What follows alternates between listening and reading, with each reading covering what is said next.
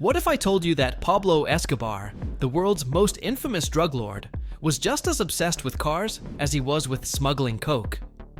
From his $1 million Porsche 911 to his supermassive Land Cruiser, here are 7 classic cars in Pablo Escobar's garage.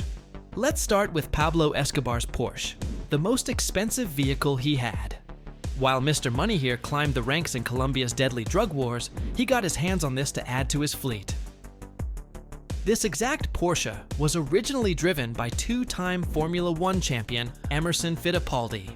It was one of only 15 ever built for the very first International Race of Champions, or IROC as they call it.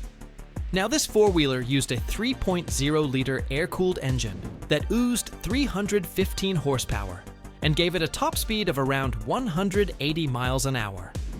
And since it was built purely for racing, the interior wasn't any fancy.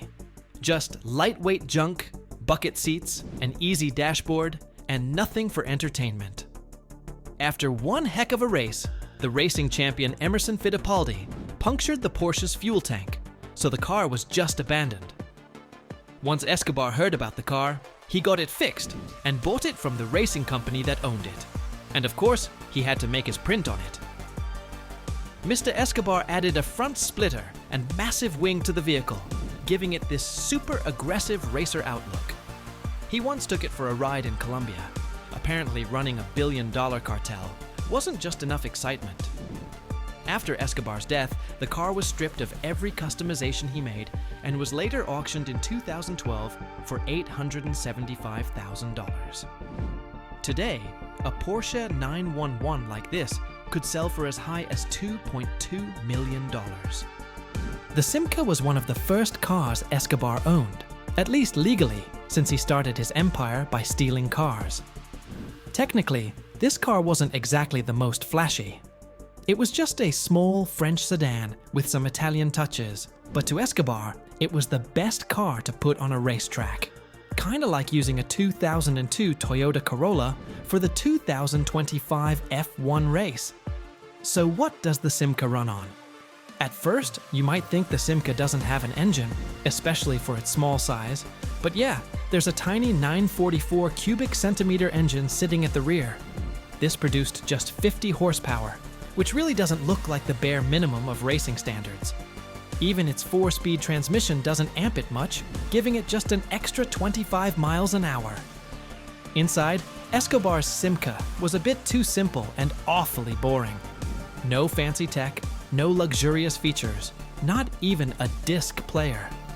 It only had a couple of dials, 4 seats, and maybe an AM/FM radio. Somehow, this was like paradise to Escobar. So peaceful. Teaming up with his cousin Gustavo Gaviria, he formed a racing team called Deposit Cundinamarca and entered the Marlboro Cup with the Simca. Even after prepping it for rally racing, they didn't win the trophy. When Escobar got his in the late 60s, a Simca 1000 was worth around $1,600. Today, it's a collector's dream, with prices reaching as high as $100,000. Next in the drug lord's garage is his Mercedes-Benz S600 Pullman, a limousine that was actually built for the richest politicians and, well, criminal kingpins like Pablo Escobar. Ran by a 6.3-liter V8, this limousine had about 250 horsepower on its tail and just 368 pounds-feet of torque. With this, it could get to speeds as high as 127 miles per hour.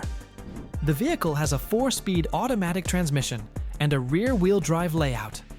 Inside, it was the 1970s SI unit for rating luxurious cars. Thick leather seats, polished wood trim, and a hydraulic system that controlled everything from the windows to the trunk. The rear compartment was itself a rolling fortress of luxury, complete with a high-end sound system, a full infotainment setup, and enough connectivity to make business deals from your seat. For this beauty today, you'd need up to $200,000. Unfortunately, Escobar's Pullman didn't survive that long. In 1988, the rival Cali cartel flung a bomb into his Medellin home, reducing the car to a blackened tank. Here's where it got crazy.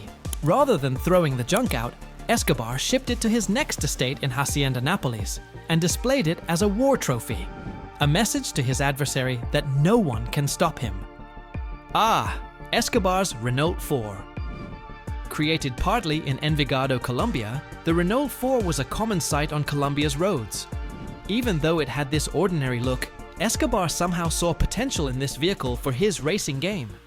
Using a 1,100cc engine, the 1978 Renault 4 produced approximately 24 horsepower, which was actually too low an output. Its top speed was modest, but the suspension system couldn't help for high-speed racing. Interior amenities were pretty basic too, with simple seating and a straightforward dashboard design. The exterior had this boxy hatchback design that was a bit more for its maintenance than for style. In 1979, Escobar took this Renault to the Copa Renault 4 Championship in Bogotá. To show his commitment, and, well, how rich he was, he came with 4 Renault 4s. One for himself, one for his cousin Gustavo Gaviria, and 2 spares so nothing stopped him from a win. Even though the car wasn't the best with power, Escobar managed to secure a second place in the game. Somehow allegations later came up, stating that his vehicles were modified beyond the official regulations, thus giving him an unfair advantage. Were these claims ever confirmed or denied? Nope. Now, to Pablo Escobar's 190 SL Roadster. To be honest, among the many cars in his garage, this car was the one that perfectly matched his kingpin lifestyle. What the 19OL lacked in speed, it had in its style. It was super sleek, smooth, and really cool. Designed by Carl Wilfert and Walter Hecker, it was a 50s damsel with an aerodynamic body, flowing curves, and an iconic front grille with the 3-pointed star. Add some chrome accents, and the streets of Medellin will fall at your feet if you ride in this vehicle. Engine-wise, it used a 1.9-liter inline 4-cylinder that gave out about 104 horsepower, hitting speeds as high as 107 miles per hour, which was pretty decent for a roadster of that era. Let's just not compare it to a Tesla Roadster.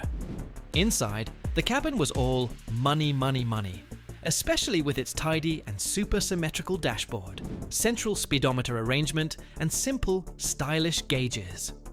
While it didn't have a touchscreen or digital display, it did have an optional Becker AM/FM radio, which was a huge deal back then. We haven't even talked about its leather seats, chrome trim, and the Mercedes signature craftsmanship style it had. While details about how and when Escobar got his 190 SL are a bit unclear, there's no doubt it was one of his prized possessions. Unfortunately, like many of his cars, it didn't have a happy ending. The Cali cartel bomb also destroyed it. Back in the day, buying a 1950 SL would have set you back around $5,000. Serious money in the 50s and 60s. Today, if you want to get your hands on one in good condition, you're looking at an uneasy $10,000 to $75,000. Actually, there has been some debate over whether Escobar also owned the more powerful 300 SL, but most sources point to the 190 SL being the only one in his collection. So what's the difference between the 190 SL and 300 SL? You can tell by looking at the side vents. The 190 SL doesn't have them. And there's Escobar's Cadillac, the Cadillac Town Sedan. At some point in the late 70s, Escobar acquired his beauty, most likely because the Chicago outfit boss Al Capone used a similar vehicle. Now, according to some reports, Pablo Escobar actually shot up the side of the car himself, just to give it that macho gangster look.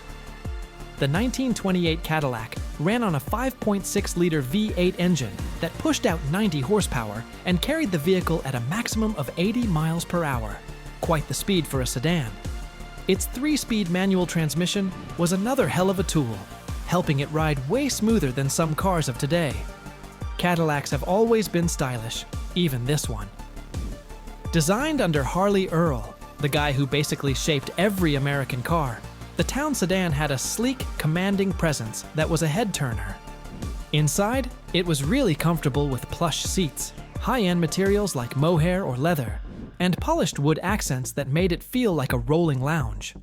There was even an AM radio, which was actually high-tech at that time. For Escobar, this car wasn't just about luxury. It was about his super wild crime boss persona. He saw himself as part of a long line of powerful outlaws. And what better way to show that than driving the same kind of car that Capone once did? Transportation wasn't even the main deal at this point. Every badass godfather in the underworld wanted a Cadillac sedan. Back in 1928, a brand new Cadillac Town sedan was valued at around $3,500. Today, a well-preserved one can go for more than $100,000 at auction. And Escobar's, add the bullet holes, and it would cost over $400,000. And lastly, Escobar's Land Cruiser, the most luxurious car he had. If there is one vehicle any cartel boss or drug lord should have, it would be this car. And here's why. You see, the Land Cruiser could handle anything. Police chase, hauling a load of machinery for any operations, or even moving illegal drugs. It did everything, even when the terrain was as bad as walking on lava. Now you see why Escobar got it. His go-to was the 60 Series, a model produced between 1980 and 1990. It came with a 4.0-liter 2H diesel engine that produced around 105 horsepower and 177 pound-feet of torque. With a 5-speed manual transmission and a top speed of about 87 miles per hour, this thing could go everywhere. Inside, it wasn't exactly luxury, but it had everything you needed. Tough fabric seats, manual air conditioning, a simple dashboard, and a basic AM/FM radio. There wasn't any digital screen or high-tech feature, just one large block of a vehicle. Outside, this bad boy was a classic. It was boxy, rugged, and had enough ground clearance to tackle just about any off-road path. Toyota designed it to be one heck of a vehicle, and it's why it became so popular with off-roaders, explorers, and, well, drug lords like Mr. Escobar. That's how the Land Cruiser got the nickname Narco Yoda. Cartels loved these things.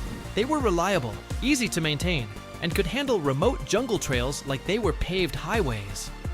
At one point, authorities even started paying extra attention to Land Cruisers, knowing they were often used by traffickers.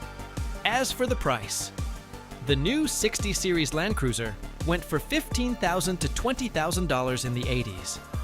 You can find one in good shape today for around $30,000 to $40,000, or even more if it's been well preserved. If you like this video, give it a thumbs up and hit the subscribe button so we can update you on all our upcoming content. Also, comment what celebrity car collection you want us to do next. We'll catch you in the next one.